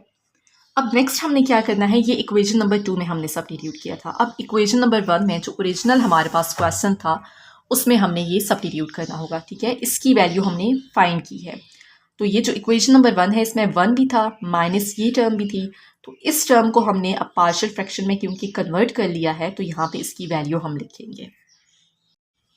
ये पहले हमने इक्वेशन 2 में सब्स्टिट्यूट किया था, ठीक है। अब जो ओरिजिनल इक्वेशन थी 1 वो क्या थी, x raise power 4 divided by x square plus 1 whole square, जो ओरिजिनल क्वेश्चन था उसको जब हमने डिवाइड किया था तो इसकी इक्वल था, ठीक है। ये हमारे पास इक्वेशन 1 थी। अब इसमें 1 एज इट इज़ रहेगा माइनस इसको हमने जब पार्शियल फ्रैक्शन में कन्वर्ट किया है इसकी वैल्यू क्या आ चुकी है ये, ठीक है। तो इसकी जगह पे हम ये इसकी वैल्यू लिख लेंगे। तो यहाँ पे हमने इसको ब्रैकेट में लिखना है क्योंकि यहाँ पे माइनस साइन है उससे पहले, ठीक है। तो माइनस साइन को भी हमने मल्टीप्लाई करना होगा। तो 1 माइनस इसकी जगह पे ये आपके पास जो आंसर है ये लिख लेंगे। अब 1 माइनस प्लस माइनस हो जाएगा, 2 divided by x square plus 1 minus minus plus 1 divided by x square plus 1 whole square, और ये इसका फाइनल आंसर होगा। क्वेश्चन नंबर 6 है और यहाँ पे न्यूमरेटर में जो पॉलिनोमियल है उसकी डिग्री है 4 और डिनोमिनेटर में देखें तो यहाँ पे x square plus 4 whole square है। तो इसे एक्सपेंड करें तो एक्स की पावर 4 हो जाएगी, फिर मजीद यहाँ पे 4 माइनस एक्स स्क्वायर भी है, तो इन्हें जब मजीद मल्टीप्लाई करेंगे तो एक्स की जो पावर है वो 6 हो जाएगी। तो दैट मीन्स कि ये एक प्रॉपर रैशनल फ्रैक्शन है। न्यूमरेटर में जो पॉलिनोमियल है उसकी डिग्री डिनोमिनेटर की पॉलिनोमियल से कम है, ठीक है। तो ये प्रॉपर रैशनल फ्रैक्शन है। सो अब हमने ये देखना है कि क्या यहाँ पे इन फैक्टर्स को मज़ीद रिड्यूस किया जा सकता है। सो यस, यहाँ पे इसको रिड्यूस किया जा सकता है। 4 माइनस एक्स स्क्वायर है, ठीक है। तो 4 को हम क्या लिख सकते हैं, 2 स्क्वायर लिख सकते हैं। तो 2 स्क्वायर माइनस एक्स स्क्वायर, यहाँ पे फार्मूला यूज़ हो जाएगा A square minus B square is equal to A plus B और ए माइनस बी। तो ये क्या बन जाएगा, 2 माइनस एक्स और 2 प्लस एक्स, ठीक है। तो इसको हम मज़ीद रिड्यूस कर सकते हैं। एक्स स्क्वायर प्लस 4, अब ये क्वाड्रेटिक फैक्टर था, ये लीनियर फैक्टर में रिड्यूस हो चुका है, ठीक है। एक्स स्क्वायर प्लस 4 ये भी क्वाड्रेटिक फैक्टर है लेकिन इसे हम मज़ीद रिड्यूस नहीं कर सकते, ठीक है। तो पहले हम इसको लिख लेते हैं 6x raise power 4 plus 40x square divided bye, इसको हम लिख लेंगे 2 माइनस एक्स 2 प्लस एक्स और ये एज इट इज़ आ जाएगा x square plus 4 whole square, ठीक है। तो अब यहाँ पे डिनोमिनेटर में क्वाड्रेटिक फैक्टर है और वो रिपीट हो रहा है, उसकी पावर 2 है, तो रेपिटेशन है, मतलब कि ये केस नंबर 4 होगा। सो हम सबसे पहले यहाँ पे लेट कर लेते हैं, let 6x raise power 4 plus 40x square divided by 2 minus x 2 plus x और x square plus 4 whole square is equal to, linear factor है तो a बाई 2 माइनस एक्स, ये भी लीनियर फैक्टर है तो b बाई 2 प्लस एक्स। अब ये quadratic factor है तो एक्स स्क्वायर प्लस 4, तो उसके लिए हम क्या लिखेंगे, सी एक्स प्लस डी और divided by x square plus 4। 2 दफ़ा आ रहा है, रेपिटेशन है, तो मज़ीद हम लिख लेंगे। अब मतलब इसकी पावर पहले एक दफ़ा 1 है और फिर दूसरी दफ़ा क्या होगी 2, तो E x plus F is equal to divided by x square plus 4 whole square, और ये इक्वेशन नंबर 1 हो जाएगी। अब यहाँ पे a B C D E f 6 variables हैं जिनकी वैल्यू हमने फाइंड करनी है। तो सबसे पहले हमने क्या करना है, इस डिनोमिनेटर को, लेफ्ट साइड में जो डिनोमिनेटर है इसको पूरी इक्वेशन से मल्टीप्लाई करेंगे।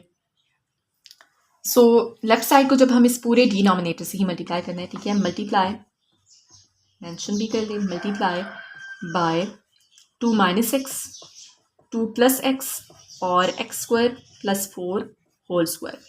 इसको जब हम इनसे मल्टीप्लाई करेंगे तो पूरा डिनोमिनेटर इसके साथ कैंसिल हो जाएगा, तो 6x raise power 4 plus 40x square रह जाएगा इज इक्वल टू, इसे जब हम मल्टीप्लाई करेंगे इनसे तो 2 माइनस एक्स इसके साथ कैंसिल हो जाएगा, सिर्फ ये दोनों रह जाएंगे जो a के साथ मल्टीप्लाई हो रहे होंगे। इसी तरह से जब इस टर्म को हम इनसे मल्टीप्लाई करेंगे तो अब 2 प्लस एक्स कैंसिल हो जाएगा और b के साथ मल्टीप्लाई होगा 2 माइनस एक्स और x square plus 4 whole square, ठीक है, प्लस अब हमने इस टर्म को इन तीनों से मल्टीप्लाई करना है, ठीक है। तो सी एक्स प्लस डी, इसको हमने जब इससे मल्टीप्लाई करना है तो एक्स स्क्वायर प्लस 4, यहाँ पे 2 दफ़ा है ना, तो एक दफ़ा का कैंसिल हो जाएगा और एक दफ़ा रह जाएगा, ठीक है। बाकी 2 माइनस एक्स, 2 प्लस एक्स और एक्स स्क्वायर प्लस 4 आ जाएगा, ठीक है। एक एक्स स्क्वायर प्लस 4 जो है इसके साथ कैंसिल हो जाएगा, प्लस ई एक्स प्लस एफ, इस टर्म को भी हम जब इससे मल्टीप्लाई करेंगे तो इसका डिनोमिनेटर इसके साथ कैंसिल हो जाएगा, 2 माइनस एक्स और 2 प्लस एक्स रह जाएगा, और इसको डायरेक्टली मैं यहाँ पे लिख लेती हूँ 4 माइनस एक्स स्क्वायर, ठीक है। 2 माइनस एक्स और 2 प्लस एक्स इसके साथ मल्टीप्लाई होंगे and that will be equal to 4 minus x square, ताकि यहाँ पे स्पेस कम है तो आपको क्लियर रहे, ओके। इसको नाम दे देंगे इक्वेशन नंबर 2 का। अब हमारे पास दो लीनियर फैक्टर्स थे, 2 माइनस एक्स और 2 प्लस एक्स, ठीक है। इन दोनों को अगर हम 0 की इक्वल करें तो एक्स की दो वैल्यूज़ आ जाएंगी। उन दोनों वैल्यूज़ को 1 बाय 1 जब इस इक्वेशन नंबर 2 में सब्स्टिट्यूट करेंगे तो A B C D E F इन चारों में 6 में से 2 वेरिएबल की वैल्यू आ जाएगी, ठीक है। लेकिन बाकी के 4 वेरिएबल्स की वैल्यू फाइंड करने के लिए हमने इस इक्वेशन को सिंप्लीफाई करना है, फिर वहाँ पे हमने कोएफिशिएंट्स को कंपेयर वगैरह करना होगा ताकि हम बाकी के वेरिएबल्स की वैल्यूज़ फाइंड कर सकें। तो ये काफ़ी थोड़ा लेंथी प्रोसेस हो जाएगा, मैथड वही है लेकिन थोड़ा लेंथी हो जाएगा क्योंकि 6 वेरिएबल्स हैं, ओके। तो पहले हम ये करते हैं, इस इक्वेशन को अभी सिंप्लीफाई नहीं करते, इन दोनों को 0 की इक्वल करते हैं, एक्स की वैल्यू यहाँ पे सब्स्टिट्यूट करके पहले 2 वेरिएबल्स की वैल्यू फाइंड कर लेते हैं, क्योंकि यहाँ पे मेरे पास स्पेस कम है तो आपको भी अच्छे से क्लियर रहे, okay. So let 2 minus x is equal to 0, minus x को इस साइड पे शिफ्ट कर लें तो एक्स की वैल्यू आ जाएगी 2। सो इसको हम सब्स्टिट्यूट कर लेते हैं in equation number 2, set in equation 2, तो 6 2 raised power 4 plus 40 2 square is equal to a 2 plus 2 फिर 2 square plus 4 whole square plus, अब इस टर्म में जब यहाँ पे 2 लिखेंगे तो 2 माइनस 2 0, पूरी टर्म 0 हो जाएगी, प्लस इसमें भी यहाँ पे जब 2 लिखेंगे 2 माइनस 2 0, पूरी टर्म 0 हो जाएगी, ठीक है। और यहाँ पे भी जब 2 लिखेंगे तो 2 का स्क्वायर 4, 4 माइनस 4 0, और ये पूरी टर्म 0 हो जाएगी। अब इसे सॉल्व कर लेते हैं, तो इसे सॉल्व कर लें, 256 इज इक्वल टू ए, यहाँ पे 4 आ जाएगा, 4 प्लस 4 8, और 8 का स्क्वायर लें तो 64, 64 और 4 को मल्टीप्लाई कर लेंगे, so that is also equal to 256, 256 a, 256 cancel हो जाएगा, ए की वैल्यू आ जाएगी 1। अब हमने क्या करना है, 2 माइनस एक्स को 0 की इक्वल किया था, अब 2 प्लस एक्स को 0 की इक्वल करेंगे, ठीक है, जो दूसरा लीनियर फैक्टर था। Now 2 plus x is equal to 0, x की वैल्यू क्या आ जाएगी -2, और इसको हम सब्स्टिट्यूट कर लेते हैं इक्वेशन नंबर 2 में, सेट इन इक्वेशन नंबर 2।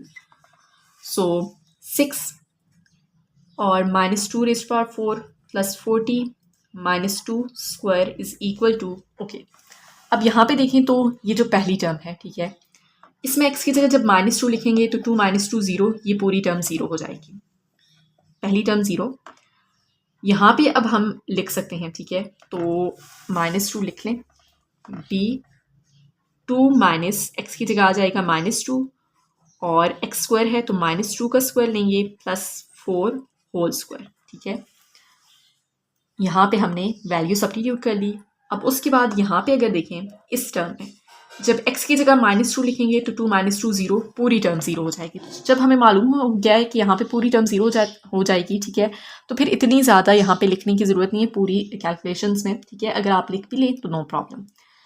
तो यहाँ पे भी अगर आप देखें तो -2 जब यहाँ पे लिखेंगे तो -2 का स्क्वायर लेंगे, देखिए इस तरह से 4 माइनस 2 का स्क्वायर क्या हो जाएगा +4, 4 माइनस 4 0, और ये पूरी टर्म भी 0 हो जाएगी। तो इसके बाद की दोनों टर्म्स 0 हैं। अब हम इसे सॉल्व कर लेते हैं, तो यहाँ पे अगेन हमारे पास आ जाएगा 256 इज इक्वल टू यहाँ पे 4, और इसे सॉल्व कर लें तो -2 का स्क्वायर 4, 4 प्लस 4 8, और 8 का स्क्वायर लेंगे 64। सेम वही चीज़ है, ठीक है, जिस तरह से ए की वैल्यू आई थी 256 बी, और ये कैंसिल होके b इज़ इक्वल टू 1। तो a और b की वैल्यू हमने फाइंड कर ली है। अब यहाँ पे हम क्या करेंगे, इसे मैं रेस कर देती हूँ, ठीक है। अब इस इक्वेशन नंबर 2 को हम मज़ीद सिंप्लीफाई करेंगे और फिर हम कोएफिशिएंट्स को कंपेयर करके c, d और e, f की वैल्यू फाइंड करेंगे। सो 6x⁴ प्लस 40x² तो एज इट इज़ आ जाएगा। सबसे पहले मैं इनको सेपरेटली मल्टीप्लाई कर लेती हूँ, ठीक है। फिर जो आंसर आएगा डायरेक्टली यहाँ पे लिख लूँगी। आप स्टेप बाय स्टेप भी कर सकते हैं, मतलब पहले यहाँ पे इस स्टेप में ही साथ साथ ब्रैकेट्स को मल्टीप्लाई करते जाएं। ओके, सो यहाँ पे मैं सेपरेट इसलिए कर रही हूँ ताकि यहाँ पे जो है ना एक ही स्टेप में हम यहाँ पे आंसर लिख सकें और आपको अच्छे से क्लियर भी हो जाए, कोई भी कन्फ्यूजन ना हो, क्योंकि इस तरह से यहाँ पे बहुत सारे स्टेप्स बन जाएंगे। तो a 2 + x और x² + 4 होल स्क्वायर, इसको पहले हम सिंप्लीफाई कर लेते हैं। तो ये 2a और ax हो जाएगा और यहाँ पे हम फार्मूला यूज़ कर लेंगे a² + a + b whole square का।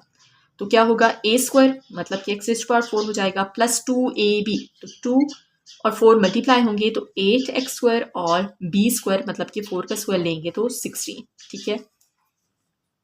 2a को x² से मल्टीप्लाई करें 2ax⁴, 2a को 8x² से मल्टीप्लाई करेंगे 16ax², 2a को 16 से मल्टीप्लाई करेंगे 32a, ax को इससे मल्टीप्लाई करेंगे ax⁵, इससे मल्टीप्लाई कर लें तो 8ax³ और इससे मल्टीप्लाई कर लें तो 16ax, ठीक है।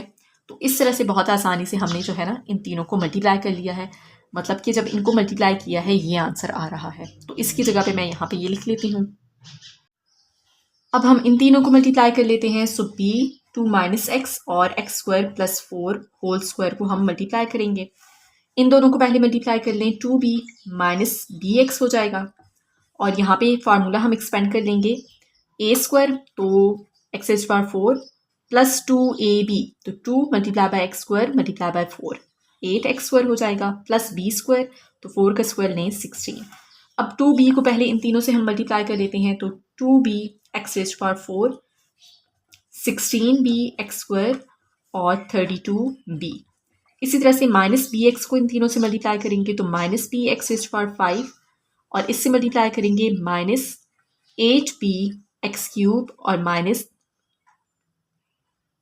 -16bx। ओके, सो अब हमने क्या करना है, इसकी जगह पे ये सारी वैल्यू यहाँ पे जो हमने इनको मल्टीप्लाई किया है इसकी वैल्यू यहाँ पे हम लिख लेते हैं। सो ये वैल्यू मैंने लिख दी है। अब हमने क्या करना है, इन चारों को मल्टीप्लाई कर लेते हैं, ठीक है, और उसका आंसर हम यहाँ पे लिख लेते हैं। आपने स्टेप बाय स्टेप करना है, ठीक है, साथ साथ मल्टीप्लाई करते जाना है। मैं इसलिए यहाँ पे डायरेक्टली कर रही हूँ ताकि आपको सारी मल्टीप्लिकेशन भी आसानी से क्लियर हो जाए और एक ही स्टेप में हम ये सारी वैल्यू लिख लें तो आपको कोई भी कन्फ्यूजन ना हो, ठीक है।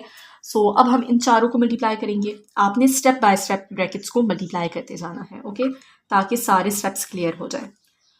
तो यहाँ पे 2 - x 2 + x x² + 4 है, ठीक है। इन चारों को हम मल्टीप्लाई करेंगे तो cx + t, यहाँ पे हम फार्मूला यूज़ कर लेंगे a - b × a + b है और ये किसकी इक्वल होता है a² - b² के, तो मतलब 2² और -x²। अब यहाँ पे इसको लिख लेते हैं 4 + x², ठीक है। 4 को पहले लिख लें, x² को बाद में, क्योंकि इन दोनों पे भी हम यही फार्मूला अप्लाई कर सकते हैं a - b a + b। तो cx + t a² मतलब कि 4 का स्क्वायर 16 -b² तो x² का स्क्वायर लेंगे तो x⁴। अब cx को पहले इन दोनों से मल्टीप्लाई कर लें 16cx को इससे मल्टीप्लाई करेंगे -c(x⁵) d और 16 को मल्टीप्लाई कर लें 16d और इससे d को मल्टीप्लाई करेंगे तो -d(x⁴). अब ये सारा हम लिख लेते हैं, ठीक है। इन चारों को जो हमने मल्टीप्लाई किया है इसकी ये वैल्यू हम यहाँ पे लिख लेते हैं। अब इन दोनों को हम यहीं पे डायरेक्टली मल्टीप्लाई कर लेते हैं, ठीक है। आपने बाकी सब भी ऐसे ही स्टेप्स में मल्टीप्लिकेशन करनी है। ex और 4 को मल्टीप्लाई कर लें 4ex, ex को -x² से मल्टीप्लाई करेंगे -ex³, f और 4 को मल्टीप्लाई कर लें 4f, f और -x² को मल्टीप्लाई करेंगे -fx² और ये इक्वेशन नंबर 3 हो जाएगी। अब यहाँ पे हमने कोएफिशिएंट्स को कंपेयर करना है। a और b की वैल्यू हमने फाइंड कर ली थी, c d e f की वैल्यू हमने फाइंड करनी है। तो यहाँ पे अगर आप देखें तो c का कोएफिशिएंट, ठीक है, यहाँ पे सबसे हाईएस्ट जो पावर है वो 5 है और उसके साथ c भी मौजूद है। तो पहले हम कोएफिशिएंट्स को कंपेयर कर लेते हैं x⁵ के, कंपेयरिंग कोएफिशिएंट्स ऑफ x⁵, ठीक है। तो x⁵ के कोएफिशिएंट लेफ्ट साइड पे कोई भी नहीं है, दैट मीन्स कि 0 है। x⁵ वाली कोई भी टर्म नहीं है तो मतलब इसका कोएफिशिएंट 0 होगा। राइट साइड पे देखें तो x⁵ का कोएफिशिएंट है a साथ साथ आप इनको रफली टिक कर लिया करें, ठीक है, ताकि कोई भी टर्म स्किप ना हो, ये क्वेश्चन सॉल्व करते हुए कोई भी मिस्टेक ना हो। यहाँ पे अक्सर जो है वो मिस्टेक्स हो जाती हैं, तो आपने बहुत ध्यान से इन क्वेश्चंस को सॉल्व करना होगा। अब इसके अलावा x⁵ वाली एक ही टर्म है जिसका कोएफिशिएंट है -b, और एक टर्म है ये जिसका कोएफिशिएंट है -c, ठीक है। तो यहाँ पे हम क्या करेंगे, a और b की वैल्यू पुट कर लेते हैं। a की वैल्यू क्या थी 1 और b की वैल्यू भी हमने फाइंड की थी, वो भी 1 थी, ठीक है। तो यहाँ पे हम सब्स्टिट्यूट कर लेते हैं 1 -1 -c, 1 - 1 कैंसिल हो जाएगा और c की वैल्यू आ जाएगी हमारे पास 0, ठीक है। 0 इज इक्वल टू -c, तो दैट मीन्स कि c की वैल्यू है 0। अब नेक्स्ट जो है हम x⁴ के कोएफिशिएंट्स को कंपेयर कर लेते हैं, ठीक है। x⁴ के कोएफिशिएंट लेफ्ट साइड पे क्या है 6, और राइट साइड पे अगर देखें तो एक है 2a, इसके अलावा जो है दैट इज 2b, ठीक है, और इसके अलावा x⁴ वाली कौन सी टर्म है -t, दैट्स इट, ठीक है। तो a और b की वैल्यू यहाँ पे हम सब्स्टिट्यूट करके d की वैल्यू फाइंड कर लेंगे। तो हमने क्या करना है, -t को इस साइड पे शिफ्ट कर लें, 6 को इस साइड पे, ठीक है। -t है, इस साइड पे जाके प्लस हो जाएगा, d is equal to 2a plus 2b, और 6 इस साइड पे जाके माइनस हो जाएगा। यहाँ पे हम वैल्यूज पुट कर लेते हैं। 2a की वैल्यू है 1, तो 2 मल्टीप्लाई बाय 1 2 रहेगा। d की वैल्यू थी 1, तो 2 और 1 को मल्टीप्लाई कर लें 2 और -6, तो d की वैल्यू आ जाएगी -2, ठीक है। d is equal to -2। ये हमने एक कोएफिशिएंट को कंपेयर किया है x⁵ की, यहाँ पे x⁴ के कोएफिशिएंट्स को कंपेयर किया है। अब हम x³ के कोएफिशिएंट्स को कंपेयर करेंगे। लेफ्ट साइड पे x³ वाली कोई भी टर्म नहीं है, दैट मीन्स कि इसका कोएफिशिएंट 0 है। राइट साइड पे अगर देखें तो x³ वाली एक टर्म है जिसका कोएफिशिएंट है 8a। इसके अलावा नेक्स्ट है हमारे पास यहाँ पे -8b, और इसके अलावा नेक्स्ट है -e।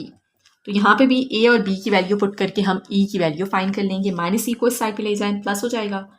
8, a की वैल्यू है 1, b की वैल्यू है 1, तो 8 - 8 विल बी 0, e की वैल्यू भी हो जाएगी 0। अब हमने क्या करना है, x³ के कोएफिशिएंट कंपेयर कर लिए हैं, अब x² के कोएफिशिएंट को कंपेयर कर लेते हैं। सो लेफ्ट साइड पे x² का कोएफिशिएंट है 40, राइट साइड पे अगर देखें तो x² का कोएफिशिएंट है एक 16a, ठीक है। इसके अलावा है 16a, यहाँ पे हम लिख लें, और नेक्स्ट है हमारे पास 16b प्लस 16b, और इसके अलावा है -f, राइट, यस। तो यहाँ पे हम a और b की वैल्यू पुट करेंगे और f की वैल्यू फाइंड कर लेंगे। सो 40 इज इक्वल टू 16, a की वैल्यू है 1, तो 16 और 1 को मल्टीप्लाई करेंगे 16, ठीक है। इसी तरह से b की वैल्यू भी 1 है, तो 16 और 1 को मल्टीप्लाई करेंगे 16 -f। 16 प्लस 16 क्या हो जाएगा 32, इस साइड पे ले जाएं तो 40 - 32 की वैल्यू होगी 8 is equal to -f, so that means कि f की वैल्यू है हमारे पास -8। अब हमने इन सब वेरिएबल्स की वैल्यू जो है वो इस इक्वेशन नंबर 1 में, ये जो हमारे पास थी, इसमें सब्स्टिट्यूट कर लेनी है। सो इक्वेशन नंबर 1 बिकम्स, a की जगह पे 1 लिख लें, b की जगह पे 1, c की जगह पे 0, साथ में x था, माइनस d की वैल्यू है -2, इसी तरह से e की वैल्यू है 0 और f की वैल्यू है -8। तो यहाँ पे आपके पास हो जाएगा, इसको थोड़ा सा सिंप्लीफाई कर लें, 2 - x 1/2 प्लस x, 0x को लिखने की ज़रूरत नहीं है, 0 हो जाएगा और ये -2 रह जाएगा, ठीक है, plus -2 divided by x² plus 4, तो ये प्लस माइनस माइनस हो जाएगा। इसी तरह से यहाँ पे ये 0 हो जाएगा और minus plus -8 divided by x² plus 4 whole square, और ये इसका फाइनल आंसर होगा। सो इस तरह से ये सारी एक्सरसाइज जो है, सारे क्वेश्चंस कंप्लीट हो चुके हैं। आई होप कि सारे क्वेश्चंस आपको क्लियर हो चुके होंगे। सिर्फ आपने क्या करना है, ये देखना है कि जो आपके पास रैशनल फ्रैक्शन है वो प्रॉपर है या इम्प्रॉपर। अगर इम्प्रॉपर होगा उसको प्रॉपर में कन्वर्ट कर लें। चारों केसेस आपको ये मालूम होना चाहिए कि उनमें डिफरेंस क्या है, उनको आप रिकग्नाइज कर लें, फिर क्वेश्चन को सॉल्व करना बहुत आसान हो जाएगा। तो इंशाल्लाह नेक्स्ट लेक्चर में हम नेक्स्ट एक्सरसाइज जो है वो सॉल्व करेंगे। If you find this video helpful, like it, share it and subscribe this channel for more educational content.